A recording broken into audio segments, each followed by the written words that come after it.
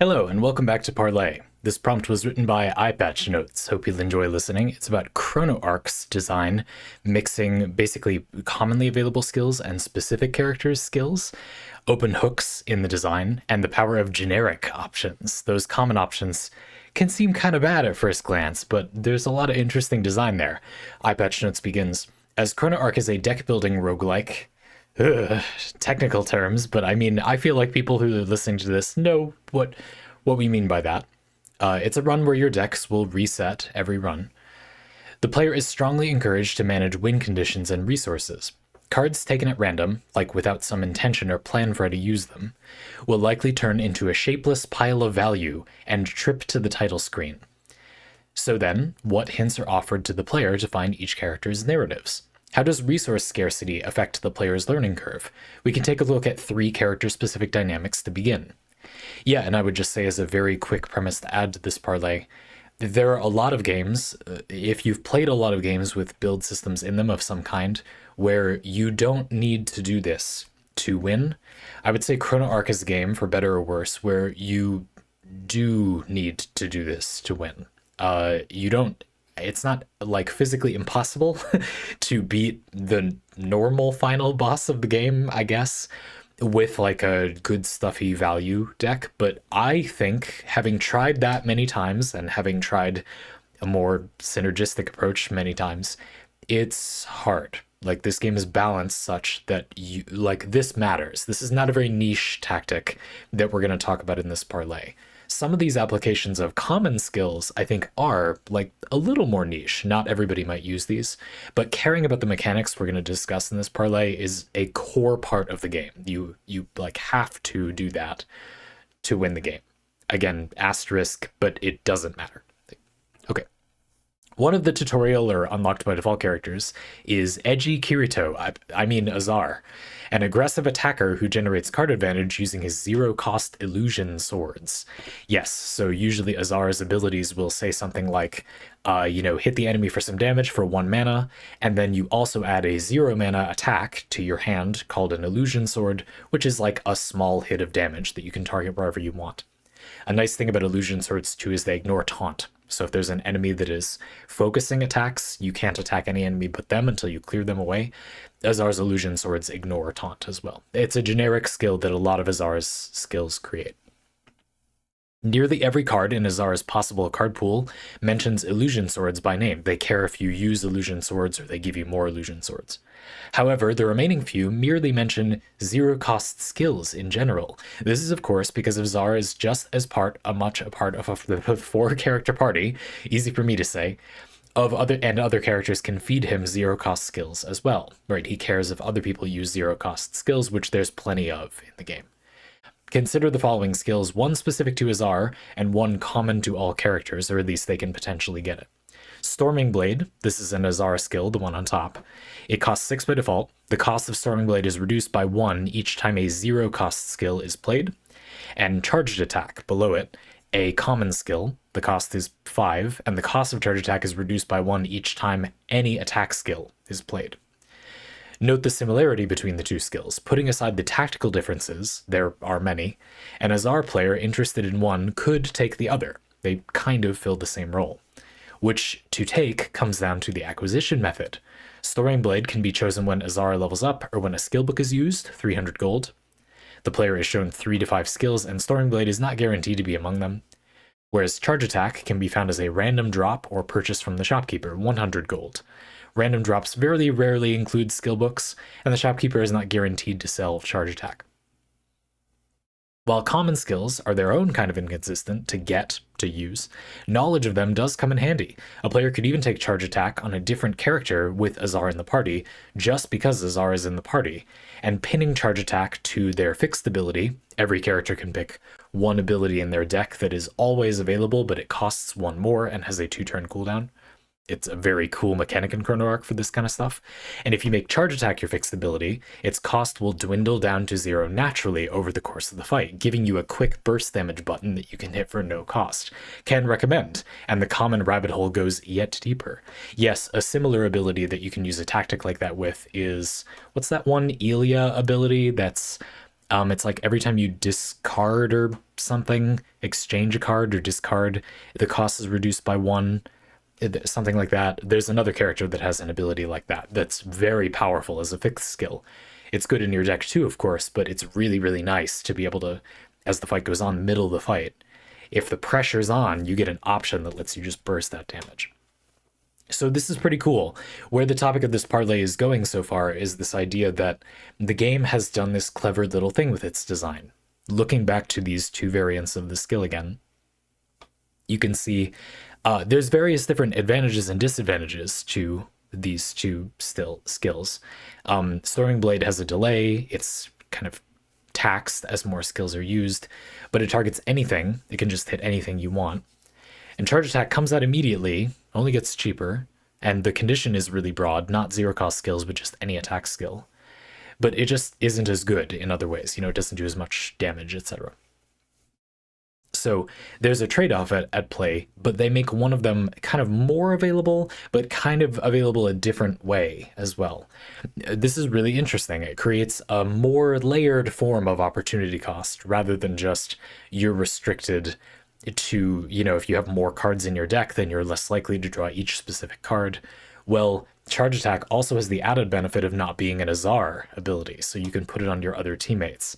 That adds a little bit of texture as well. And overall, Charge Attack can be, I guess, more reliable. You know, let's say that you get skill books, which you could use to get Azar's Soaring Blade skill, more often than you get Charge Attack books. That's probably true. Charge Attack is a specific book, after all.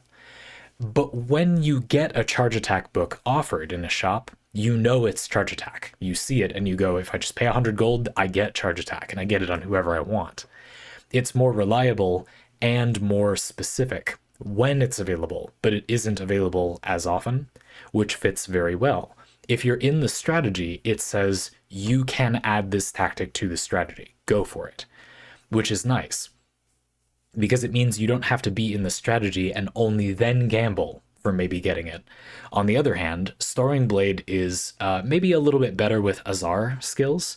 So Charge Attack will reduce its cost with any attack skill, and Soaring Blade will reduce its cost only with zero cost skills, but Azar has a lot of those. And so you kind of more likely have support for Soaring Blade, maybe you would say, but also you don't have as much control of when you get it as per se. You get more level ups, more skill books, let's say, and those give you a chance to get it, but it's not really guaranteed any of those times. There are a few ways to get a guaranteed skill in Chrono Arc, but you will often just be offered it as an option and you didn't know if you would be offered it for sure, and you have to decide if it's good.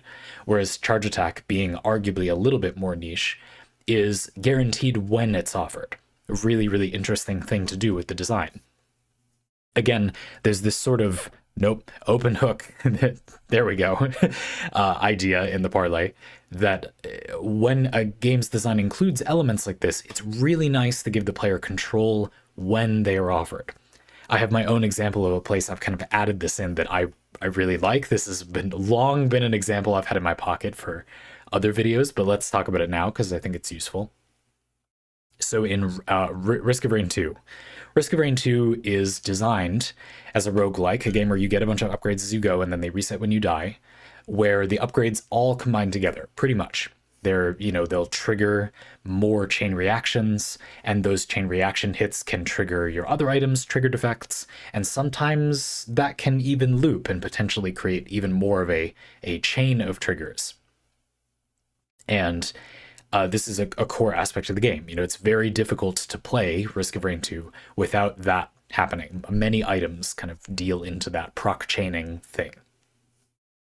So when you make a build, I would say just over the gray line to not being like a build. But when you get a set of items, whatever, in Risk of Rain 2, you know, they generally have some kind of proc chaining thing going on like that. They'll chain react with each other, with each other's effects. But there are a lot of items in Risk of Rain 2's design that are not going to do anything in that chain process a lot of the time. For example, there's an item called Crowbar that increases your damage to enemies with high health, like very high health, like 90% plus, I think. I don't remember exactly. let's say that you have a big chain reaction focused, set of items, and you get some crowbars. Now, let's say crowbars are pretty good in your build. You have some attacks that hit for a lot of damage, but not that often. So a lot of your damage will happen while the enemy is at high health. So the crowbars are better, okay? This is a good situation to take crowbars in, you could say. But because by default you have almost no choice of what items you take in Risk of Rain 2, when you get crowbars cannot really be changed very much by when they're good. They just kind of appear, and sometimes they're good, sometimes they're bad. Now, this is likely intentional in Risk of Rain 2. It's there because the developers, this is just a guess, but I'm just giving you an example of why it could be. The developers are thinking it will be fun for people to have some runs that pop off because they get the perfect stuff and they really feel that synergy, whereas in other runs, they will get a bunch of crowbars when they're not good, and all those items basically do nothing if a character hits really, really rapidly. And even if they start out with a hit on an enemy that's not very damaged, their proc chain will then trigger forward and hit a bunch of enemies that are damaged. And now a ton of damage is happening as a result of that hit that isn't benefiting from the crowbars. So they're not that good unless they're on a character that's doing a lot of damage per hit. Not that many hits.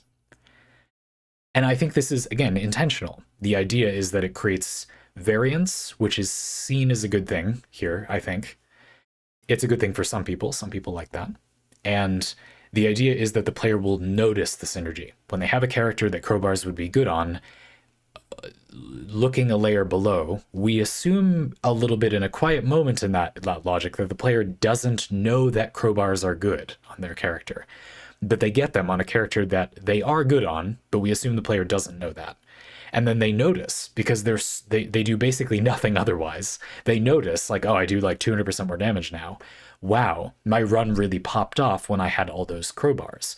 And if you look at people discussing Risk of Rain 2 or a lot of other roguelikes, you'll see this in their verbiage. They'll say, this is they'll often cite one or two specific upgrades that were like the thing that made their run pop off. Now, it's kind of not true in many cases. You'll look at their set of boons or items or whatever, and often you'll see, no, they had a pretty well-rounded build, really. But what are they saying? They're saying they noticed this item. And I think for a lot of people, that's very enjoyable, exciting. I would like to propose that it is the opposite. It is not enjoyable and exciting for people that, to be blunt, like know how those mechanics work. They instead get a crowbar when it isn't good and know that it isn't good and know the item is a waste for them. And when they get a crowbar when it is good, they feel like, well, but I wish I just had more agency to get more crowbars, basically. And I think that you can see that in games design. Subtly, a lot of roguelikes kind of tip the scale one way or another. Are we assuming the player does know how their build works, or are we assuming the player doesn't know how their build works, basically? Again, I hate to be so mean saying it that way. I'm not trying to say the players who don't know how their build works don't understand anything about the game, or maybe they do, and they're just not really thinking about which items do what thing in their build. Specifically, they are thinking about that, but that's just not their focus as they're playing. They're not idiots. They just like something different. I don't know how to get myself out of that. I don't know if that's what's happening, but I just wonder if that's why it's perceived as a good thing to them, because I think it's a really bad thing. I think it means that this item is Schrodinger's effectiveness. It's a bad item in the game all of the time when you're playing some characters, and it's a good item all of the time when you're playing other characters. This has a knock-on effect where, depending on the items available in a game, there are sometimes builds or characters that are better with a larger percentage of total items in the game, a significantly larger total percentage of items in the game. Going back to looking at this Chrono Arc example, you can imagine how that could be a bit of an issue for some of these abilities. For example, talking about Azar, I mean, not every character in the entire game has to have the zero cost abilities be a big part of their kit, or have the same amount of zero cost abilities in their kit. But if a reasonably large percentage of the cast doesn't have zero cost abilities as part of their kit, then this ability becomes, again, kind of Schrodinger's game design. It's amazing when you get those characters, but you don't get full control of which characters are in your party. You pick 2 guaranteed at the start of the run, and then you get 2 more as the run goes on. You can see how this makes it quite unreliable how powerful that skill is, unless you make a requisite number of effects in the game, like zero cost things. Just as an example, let's say that 20% of characters have significant amounts of zero cost skills, but they have a lot. Like 33% of their stuff is zero cost.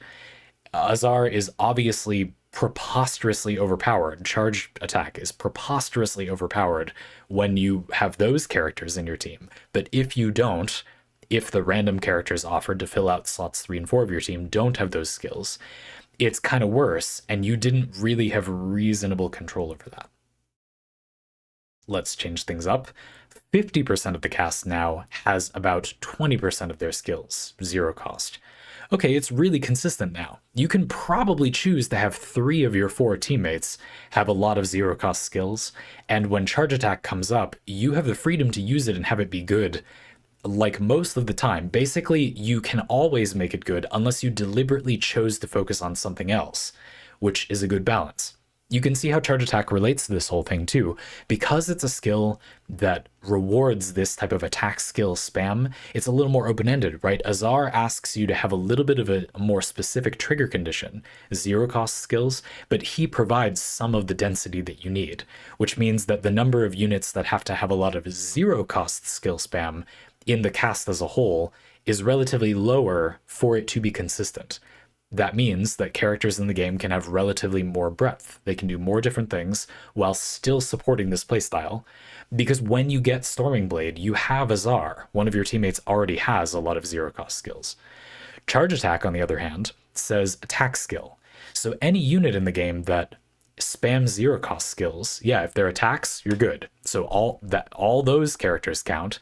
And also any character that uses a lot of attack skills, if they chain together a lot of small attacks, for example, that also counts for charge attack. So it's not available as often, but when it is available, its condition is more broad, and therefore it's much more likely to be good. You can take it when it's good very reliably. This is a really, really nice way to weave the design together, to create a feeling of variance, the run isn't the same every time, without it feeling like you lack agency when you do a run in the game. We've talked a lot about how Chrono Arc is already really noteworthy as a game that is really towing this line. For the past few years, I've spent a lot of time playing roguelikes that are super random, fully random, they're trying to embrace the random. Risk of Rain 2 is a good example. And games that are kind of towing the line a little bit. You can do some intentional improvisation and make very reliably good builds, just not reliably the same build. Hades is a good example, in my opinion. Chrono Arc is a step more in that direction, in my opinion. It's a game where you're pretty close to being able to make the same build most runs, but there are meaningful kind of points of adaptation along that path. For example, charge attack is good enough when it's good that you may consider, if I'm already on Azar and I kind of have a good amount of that kind of skill and charge attack comes up, should I maybe derail the plan I had and instead do that because it's rewarding enough? And I'm not like gambling to see if I get charge attack. There it is in the shop. This run it showed up. Maybe I should change my plan and just do it this time, if that makes sense. If charge attack showed up in shops more, but it wasn't guaranteed that you would get it, on the other hand, you'd be put in a situation where you have to plan everyone as if you're going to get it, but then a lot of the time you won't and you'll just get blown out. That would make the game more random.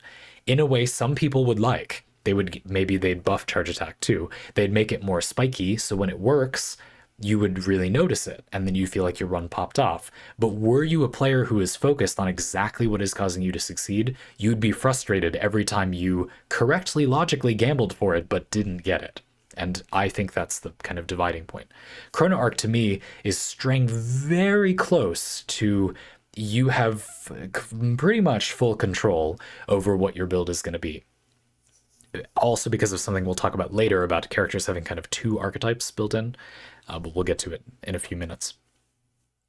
And I wonder how that will feel for players that don't think they like roguelike gameplay loops because they feel they're too random. Have they played this approach? Or have they played Hades, but they didn't know that you could maybe bend the game to take that approach? I think so. I have said many times that I think listening to reviews of Hades, it doesn't seem like the reviewers ever became aware that you could play the game that way. And so if they would have liked playing that way, that came online late enough in Hades that it just isn't really part of the game for most people. But you can play the game that way. Objectively, I would say 9 out of 10 times you can make a very intentional build, off the cuff, as long as you're willing to kind of adapt to a large number of builds. And in Chrono Arc, that number is definitely a lot higher. Now, of course, the result is that Chrono Arc's difficulty is relatively higher, I would say. I don't think it's a particularly difficult game once you understand all the pieces at play. You can win like the final boss with reasonable consistency, even if you're a talentless hack like some of us are, but not initially. Initially, I would make like a good stuffy build, but it wasn't utilizing the mechanics that are there to create synergies, and it didn't make anything more than the sum of its parts, which in my experience was not enough in that game.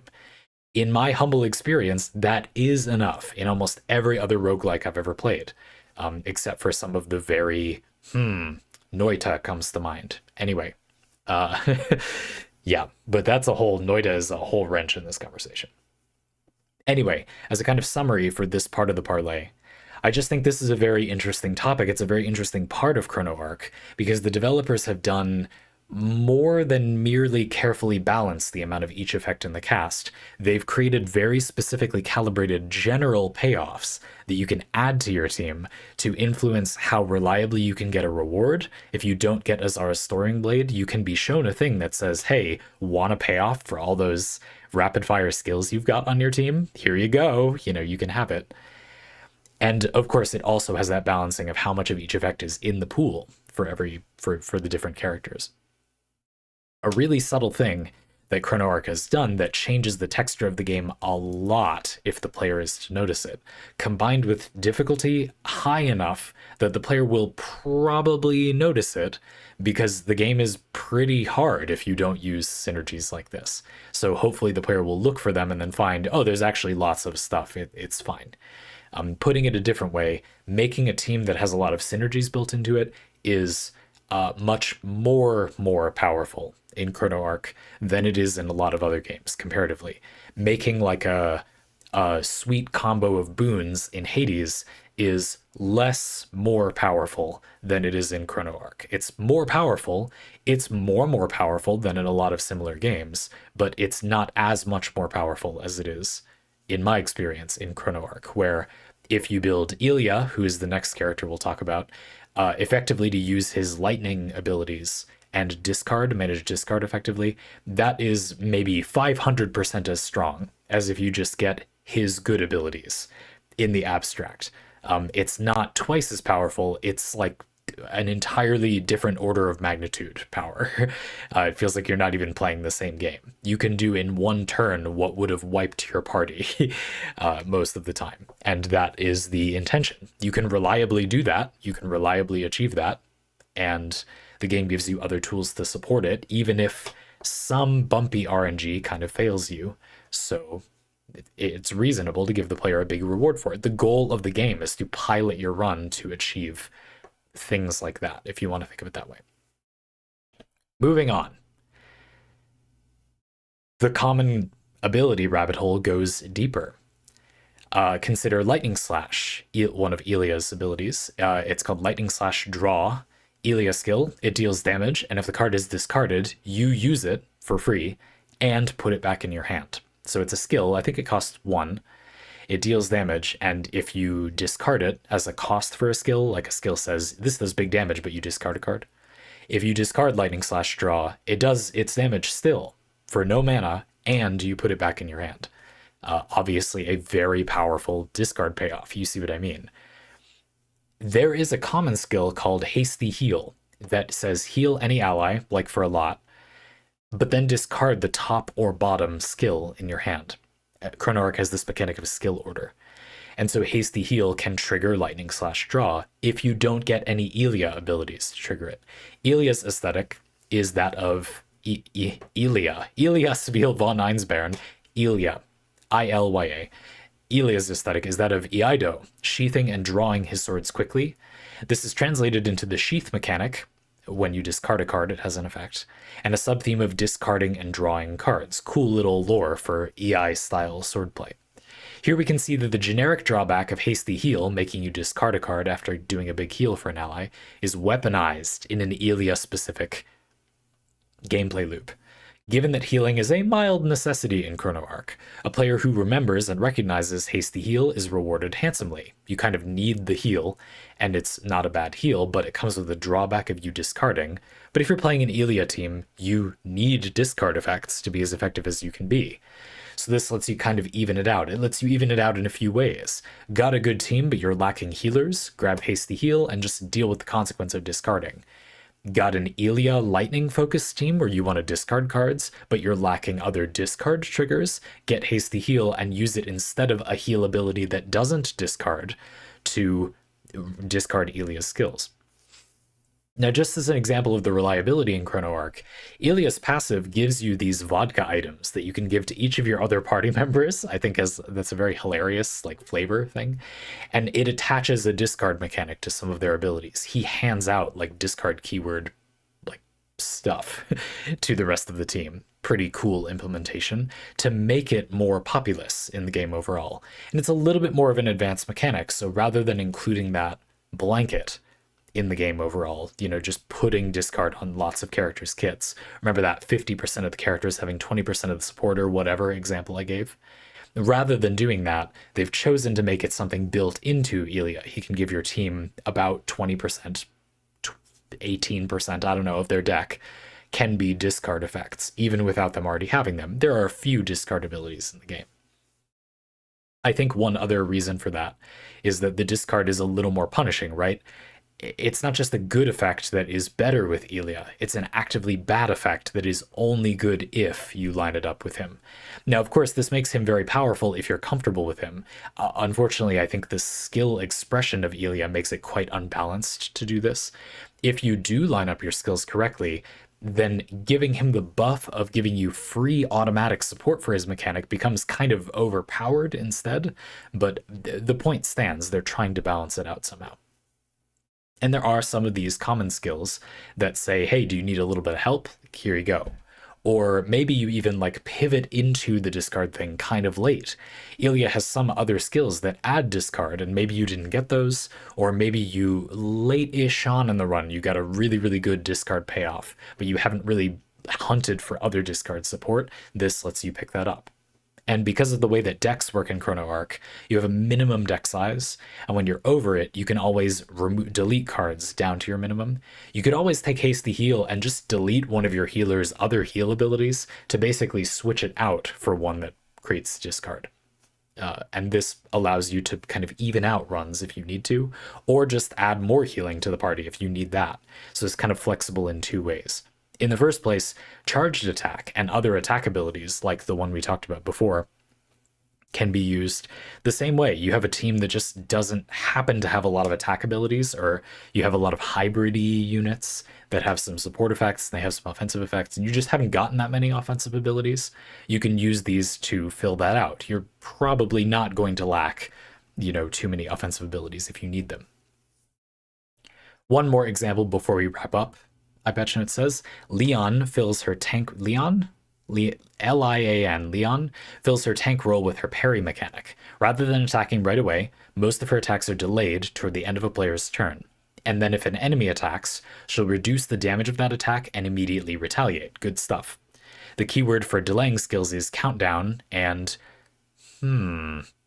Smite is a common skill that says delay this attack. It gets countdown 2. But if the attack hits, you draw 1 skill.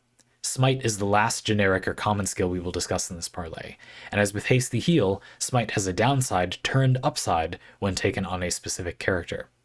Yes, this is an interesting one. It gives you card draw, so it's kinda good, on a lot of characters. But the drawback of delaying the skill is often pretty annoying. One of the advantages in Chrono Arc is you're encouraged to kind of rush down fights. You often get to act first, and you can see when enemies will act. So if you enter a fight and there's an enemy who's got 2 actions until they act and an enemy with 4 actions until they act, you can rush down the enemy with 2 actions until they act so they don't get to ever act. While the enemy with 4 actions until they act, you've got some leeway to rush them down afterward. And you can use this to potentially negate enemies ever hitting you. Again, as a result, if you don't do that, enemies do a ton of damage in Chrono Arc. And when you take damage several times in a row, it's pretty hard to heal it back up in Chrono Arc. So you're encouraged to not play perfectly at all. You have a kind of nice allowance for one mistake, a topic for another time, but that's a really cool part of Chrono Arc's design.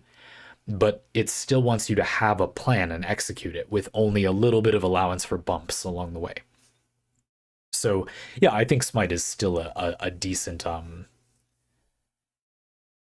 drawback. But yeah, again, with Leon, it gets kind of turned into an upside. Now, I'll point out, I'd mentioned before how the careful balance of having enough support for a mechanic versus like how good the mechanic is, and how much the character provides their own support for the mechanic, or if it's a common skill, how much support is in the cast for the mechanic, and then how reliably you get the mechanic, etc., is an important part of the game's balance. Here, maybe to say something a little more negative about the design, though, we can see that Chrono Arc is doing something a little weird, given that apparent awareness that it's good to balance that stuff, right? Looking at the game as we've looked at it so far, it feels like the developers kind of know that it's important to balance these things, and they've put in all these tools to balance it out, right? But we can notice something a little odd as we keep digging deeper. They have chosen to use, like, rather a lot of different ways to balance it out, like a lot of different approaches to balancing it out. There are some characters and some effects where it's balanced, they make the condition more broad. So, and you can get this reliably when charge attack is offered. You get it 100% of the time. And so a broad condition, this means you can slot it in to add support if it's good for your team, and you know you're going to get it. You're not gambling for it, hoping that you'll get that support, right? But with the other examples we've seen, we have examples where the mechanic is actively bad, not just a little weaker, but like you actively screw yourself over, you discard. But then it's good if it's with the character that benefits you for discarding stuff. Or it does something actively, potentially catastrophic. You delay an attack hitting until after you're dead, except on this one character where that's kind of an upside of a sort. That's a little bit more, Now, I'd said with Ilya, it's interesting because he provides you a passive where you can hand out discard to your team, and maybe that's better than including discard because it's a little more risky, sure. But that logic seems to hold true for Leon as well. If you're delaying your attacks, isn't that quite risky and a fairly advanced mechanic? And so having a lot of that, in the game feels, maybe a bit punishing. Maybe Leon giving the ability to delay some attacks would be nice. Of course, Leon kind of wants to be doing things, I guess you could say like here, she teammates do stuff fast and then she does things held back a little bit. So it's a mechanic less reliant on what the rest of the party has, maybe. But still, it's interesting to see what a variety of ways of balancing that they've taken as an approach. If I were to be charitable, I would say how brilliant. Many different ways to achieve that same balancing goal. But I wouldn't say that I've played enough Chrono Arc, and by enough Chrono Arc I mean, 55 hours at the time of this writing, so not that much for a game with this involved of a build system, in my opinion. That's not that much. I wouldn't say I've played enough Chrono Arc that I feel confident these are all good ways to balance things. I would say I've experienced the Azar thing, so I think that works well as a way to balance stuff, and it makes sense. The cast has an evened out amount of support for these mechanics. I've played Ilya a lot. I find him challenging, but I enjoy that. I think he's punishing because he kind of encourages you to get a bit greedy, but then you get a big reward if you are greedy, so I think it's cool. And I like some of the other characters that have a little bit of discard, particularly Lern. These names in this game, but anyway, that healer character. She has some stuff that can play into discard, and she's a healer, so that rounds out the team. And again, Elia has these like reasonable in general, hasty heal, but then it supports his discard theme kind of stuff that can feel pretty rewarding to use. And Leon with the smite mechanic, on the other hand, this isn't something I've personally used that much. I think we used it on a stream together one time, but I wouldn't say I have the experience with the game to say whether it is a good idea or not. I'm not here arguing just based on rhetoric whether it is a good balancing mechanic or not. I will just say, if you think about it a little bit, it does seem a little odd to use a lot of different approaches. If you were to be less charitable, I was saying earlier, you could say, are these all just different unproven ideas for how to balance out a character's mechanics, rather than actually all good ways to do it? It kind of feels like they came up with some sort of good ways, but then didn't do them completely consistently. Is that good? You see where I'm going with this? I don't know. That's not meant to be a facetious question. Like, is it? I don't know. That's a hard thing to know. But I will just say, I think it seems more ideal to me, unless you have to not do this, to just balance it out more evenly across the cast. But a lot of the time, it's not as elegant as some of the characters are. Like Azar, I think, fits into the cast really well. Zero cost skills will enable a lot of the mechanics the rest of the game has in mind. And so it fits really, really well to have a character that kind of rewards that. But some of these other mechanics, it's not obvious how you can make a whole roster of characters that all have like good discard abilities, for example. So for Elia, they solve that with his vodka passive. You can hand out the vodkas and give your allies one vodka skill, they're often colloquially called, that, adds discard to their kit. Okay, that's a nice niche solution. And then having some countdown abilities to like flesh out Leon and her kit. Or there are some abilities that damage you yourself, but some characters care about that. They care about how much damage you've taken, things like that. These, it's a little trickier, right? Like the character might have their own support for that, but that's a lot of different solutions to balancing out the amount of stuff available in the cast.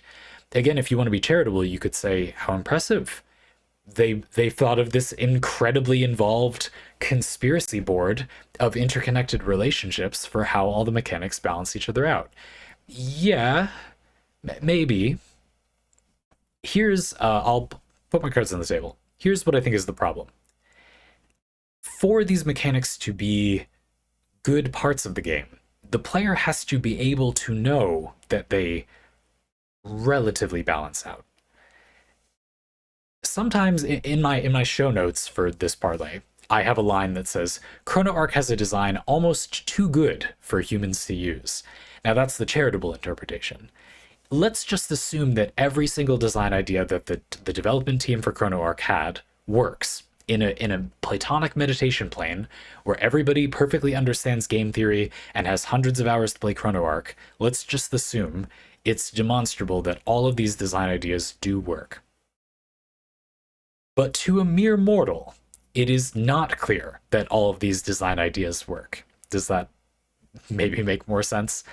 Down here on the mere ground that we soil our feet with, peasants that do not float like elevated beings in a meditation plane full of knowledge about ChronoArk, it's not eminently clear that it is like worth it, basically, to damage yourself. I'll share that one. I personally feel like the damage yourself mechanics are not that balanced. That might be wrong, for all I know. I don't know or care, really. Well, I care a little bit, but I mean, it's fine if it's wrong. I'm just saying, honestly, my interpretation is Hein and Momori's self-damaging mechanics, and a little bit Miss Chain, but she does have that like self-damage prevention thing. Hein and Momori have these attacks that involve damaging themselves. They have to have a lot of damage like latent or taken, I guess, for their abilities to be powerful. For example, Hein has the kind of berserker archetype thing going on, so he'll often have abilities that do more damage the lower his health is, or the more damaged he is.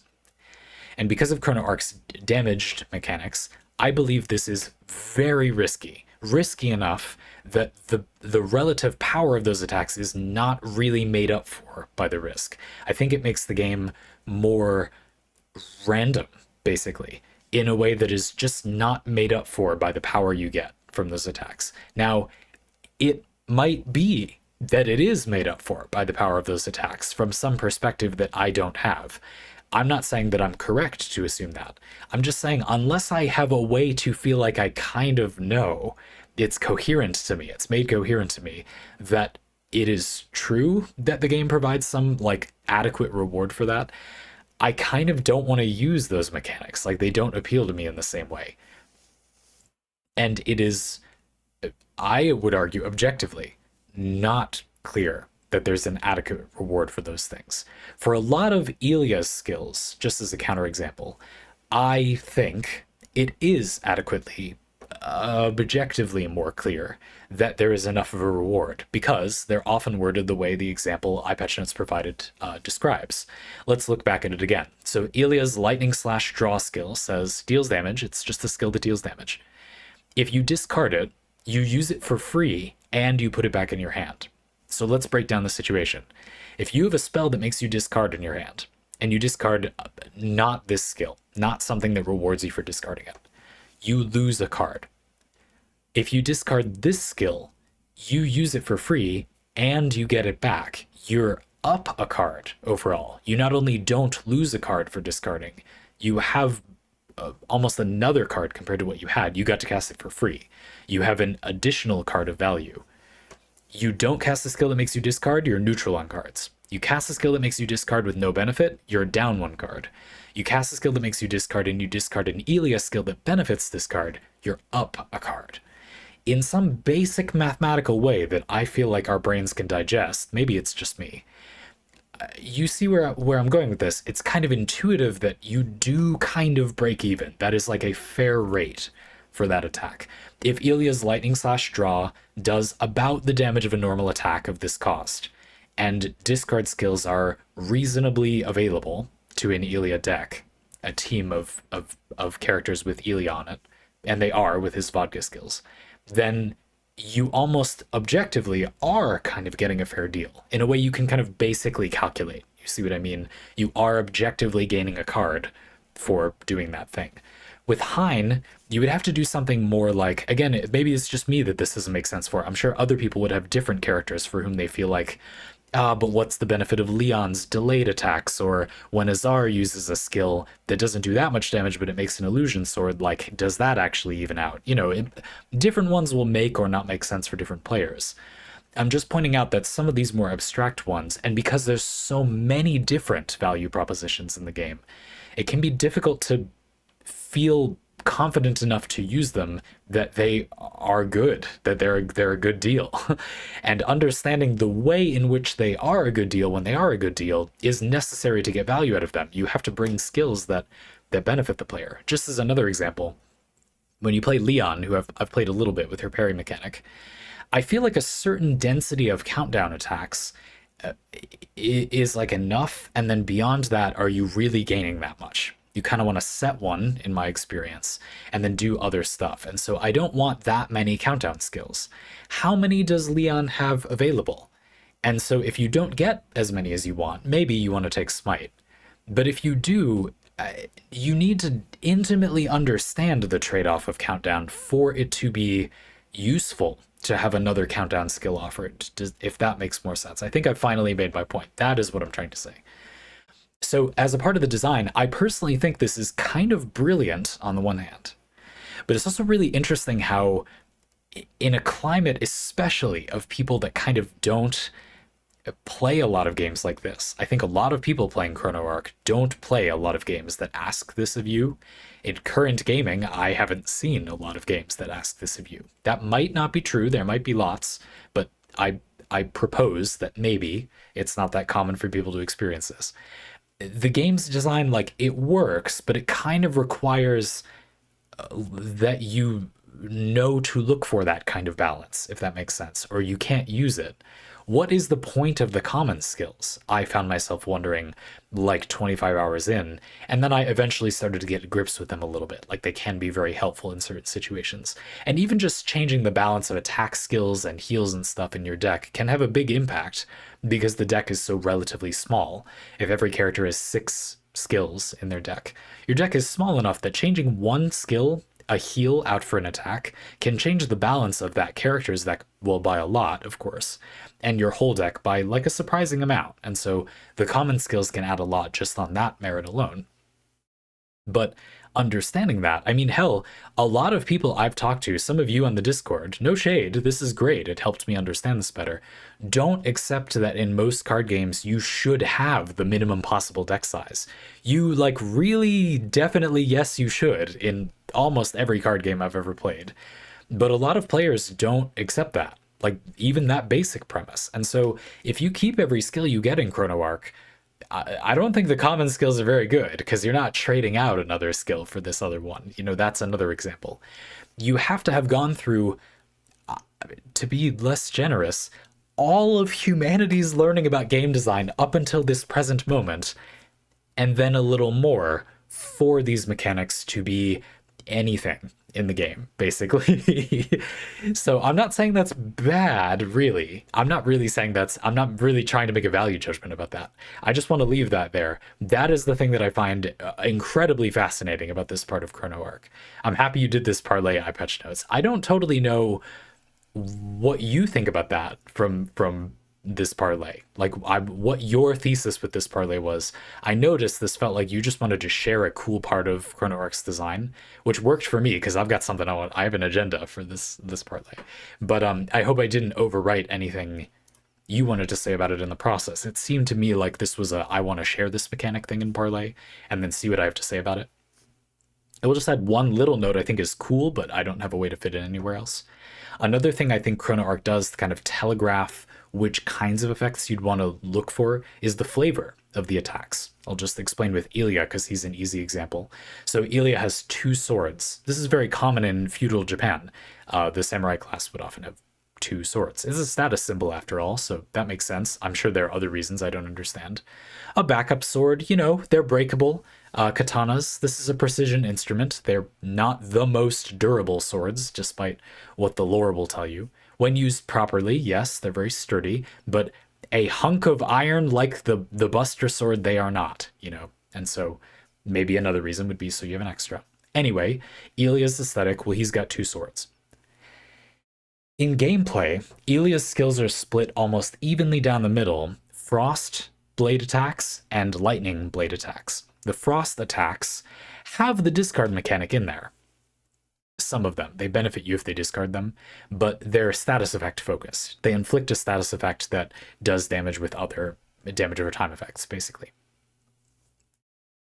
And lightning skills are much more direct damage, burst damage combos, discard a lot of skills. He's got a signature one, for example, that works like this. So it's a lightning attack. When you discard it, you put it back in your hand and you add another copy of it that will be used when you eventually cast it.